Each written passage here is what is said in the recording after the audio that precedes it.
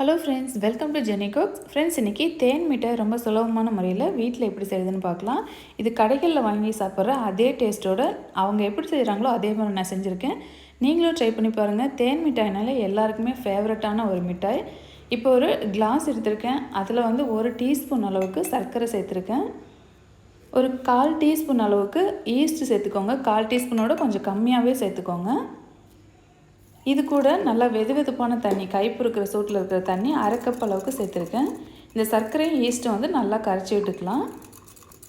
Instant east வந்து டைரெக்டாக அப்படியே மாவு கூட போட்டு பேசலாம். ஆனால் இந்த மாதிரி ஆக்டிவேட் பண்ணி போட்டோம்னா இன்னும் கொஞ்சம் நல்லாயிருக்கும். இப்போ ஒரு 10 நிமிஷத்துக்கு அப்புறமா மிக்சிங் பவுல் எடுத்துக்கோங்க. அதில் 1 கப் அளவுக்கு மைதா எடுத்துக்கோங்க. இந்த மைதா கூட நம்ம ஆக்டிவேட் பண்ணி வச்சுருக்கிற ஈஸ்ட் வந்து சேர்த்துக்கலாம். உங்கள்கிட்ட ஈஸ்ட் இல்லாட்டினா ஒரு 2 சிட்டிகை அளவுக்கு சோடா சேர்த்துக்கோங்க. சமையல் சோடா அல்லது பேக்கிங் சோடா ஏதோ ஒன்று. இது கூட வந்து ஃபுட் கலர் சேர்த்துக்கலாம். தேன் மிட்டாய் எப்போவுமே ஆரஞ்சு கலரில், ரெட் கலர்லலாம் இருக்கும். அதுவும் ஒரு கோல்டன் கலர்லலாம் இருக்கும். உங்கள்கிட்ட இருக்கிற கலர் நீங்கள் சேர்த்துக்கோங்க. இது கூட தண்ணி எதுவும் எக்ஸ்ட்ராவாக சேர்க்காதீங்க. இந்த ஆக்டிவேட் பண்ணியிருக்கிற ஈஸ்ட் மட்டும் சேர்த்தா போதும். 1 கப் மாவுக்கு இந்த 1/2 கப் வார்ம் வாட்டர் கரெக்டான அளவில் இருக்கும். இப்போ வந்து நல்லா பிசைஞ்சு எடுத்தாச்சு.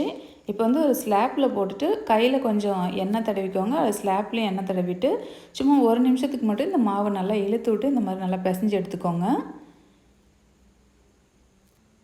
அவ்வளோதான். இப்போ வந்து ஒரு மிக்சிங் பவுல்லே வச்சுட்டு இதை ஒரு 1 மணி நேரம் அப்படியே நம்ம ரெஸ்ட் எடுக்க விட்டுடலாம். நீங்கள் பேக்கிங் சோடா சேர்த்திங்கனாலும் இதே மாதிரி 1 மணி நேரம் நல்லா ஊற விடுங்க. அப்போ தான் மாவு நல்லா கொஞ்சம் பொங்கி புளிச்ச மாதிரி இருக்கும். 1 மணி நேரத்துக்கு அப்புறமா மாவு பாருங்கள் நல்லா சாஃப்டாக நல்லா கொஞ்சம் உப்புன மாதிரி இருக்குது. இப்போ ஸ்லாப்பில் கொஞ்சமாக ஆயில் தடவிட்டு உங்கள் கைகள்லேயும் நல்லா தடவிக்கோங்க. இந்த மாதிரி நல்லா பரப்பி விட்டுக்கோங்க. இந்த மாவை நல்லா மொத்தமாக இருக்கணும். ஒரு 1/2 இன்ச்சு 1/4 இன்ச்சு அளவுக்கு ஹைட்டில் இருக்கணும். இப்போ இந்த மாதிரி ஒரு சின்னதாக ஒரு மூடி எடுத்துக்கோங்க. ரொம்ப சின்ன சைஸில் இருக்கிற மூடி. அதை வச்சுட்டு இந்த மாவை இந்த மாதிரி கட் பண்ணி எடுத்திங்கன்னா பாருங்கள், அந்த ரவுண்ட் ஷேப்பில் அப்படியே அழகாக வருது. இது நம்ம பொரிச்சு எடுக்கும்போது கடையில் கிடைக்கிற அந்த தேன் மிட்டாய் வடிவத்திலே அதே மாதிரி இருக்கும்.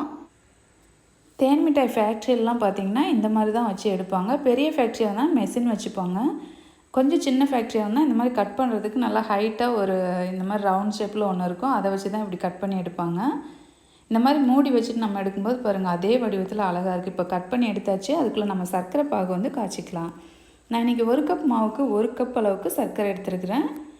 கடைகள்லாம் பார்த்திங்கன்னா அதிக அளவு 1 கப் மாவுக்கு 2 கப் சர்க்கரை சேர்ப்பாங்க. அவங்க வந்து திரும்ப யூஸ் பண்ணிப்பாங்க. நமக்கு வந்து யூஸ் பண்ண முடியாது இல்லைங்களா? அதனால் வந்து நான் கம்மியாக சேர்த்துருக்கேன். இதில் 1/2 கப் அளவுக்கு தண்ணி சேர்த்துட்டு இதை வந்து ஒரு கம்பிப்பதம் வர அளவுக்கு அடுப்பில் வச்சு காய்ச்சிக்கோங்க. ஒரு கம்பிப்பதம் உங்களுக்கு பார்க்க தெரியலனா இந்த மாதிரி நிறைய பபுள்ஸ் வரும்போது நீங்கள் வந்து ஸ்டவ் ஆஃப் பண்ணிக்கோங்க. இது கூட 2 இடித்த ஏலக்காய் சேர்த்துக்கோங்க. இப்போ ஒரு கம்பிப்பதம் வந்துருச்சு. ஸ்டவ் ஆஃப் பண்ணிவிட்டு இறக்கிடலாம். இது கூட கொஞ்சமாக ஃபுட் கலர் சேர்த்துட்டு நல்லா கரைச்சி விட்டுடலாம். 2-3 ட்ராப் வந்து லெமன் ஜூஸ் விட்டுக்கோங்க. அப்போ தான் வந்து அந்த சர்க்கரை கட்டாமல் இருக்கும். இப்போ இது நல்லா சூடாகவே இருக்கட்டும். அதுக்குள்ளே நம்ம தேன் மிட்டாய் பொரிச்சு எடுத்துடலாம். ஆயில் நல்லா சூடு பண்ணிவிட்டு அதை மிதமான தீயில் வச்சுட்டு நம்ம கட் பண்ணி வச்சுருக்கிற இந்த தேன் மிட்டாயில் வந்து எடுத்து போட்டுக்கலாம். பாருங்கள், போட்டோன்னே மேலே நல்லா உப்பி மேலே எந்திரிச்சு வந்துடுது. இது பாருங்கள், இதுவும் நல்லா வெந்தது எப்படின்னு பார்த்தீங்கன்னா அந்த ஆயிலில் உள்ள பபுள்ஸ்லாம் அடங்கினோடனே நீங்கள் எடுத்துருங்க. இது அப்படியே டைரெக்டாக அந்த சூடான சர்க்கரை பாவில் போட்டுருங்க. போட்டுட்டு நல்லா கிளறி விட்டு கொஞ்சம் அழுத்தம் கொடுங்க. அப்போ தான் வந்து இந்த சர்க்கரை பாகுலாம் வந்து உள்ளே தேன் மிட்டாய்க்குள்ளே இறங்கும். லைட்டாக அந்த கரண்டி வச்சுட்டு நல்லா அழுத்திக்கோங்க. இந்த சர்க்கரை பாகுலேயே தேன் மிட்டாய் ஒரு 5 நிமிஷம் நல்லா ஊறட்டும். 5 நிமிஷத்துக்கு அப்புறமா இதை எடுத்துகிட்டு ஒரு அகலமான பாத்திரத்தில் இந்த மாதிரி போட்டுக்கோங்க.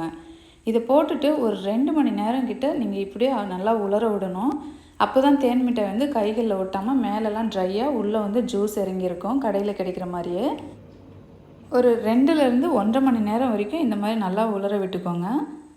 பாருங்கள், நான் ஒரு 2 மணி நேரம் வச்சேன். மேலே பாருங்கள் நல்லா காஞ்சிட்டு கைகளில் கொஞ்சம் கூட ஒட்டல. சூப்பரான தேன் மிட்டாய் வந்து ரெடி ஆயிடுச்சு. மீதி உள்ளதே இதே மாதிரி பொடிச்சு எடுத்துகிட்டு சர்க்கரை பாகில் முக்கி எடுத்துக்கோங்க. சர்க்கரை பாகு ஆறிடுச்சுன்னா நல்லா சூடு பண்ணிக்கோங்க. இது அப்படியே ஒரு நல்லா ஒரு டப்பாவில் போட்டு அடைச்சி வச்சுக்கிட்டு இது வந்து ரொம்ப நாளைக்கு, ஏன்னா இது சுகர் சிரப்பில் போட்டதுனால கெட்டு போகாது. ஃப்ரெண்ட்ஸ், சுவையான தேன் மிட்டாய் ரெசிபி ரெடி ஆயிடுச்சு. இதே போல் நீங்களும் ட்ரை பண்ணி பார்த்துட்டு எப்படி இருக்குன்னு கீழே கமெண்ட் பண்ணுங்கள்.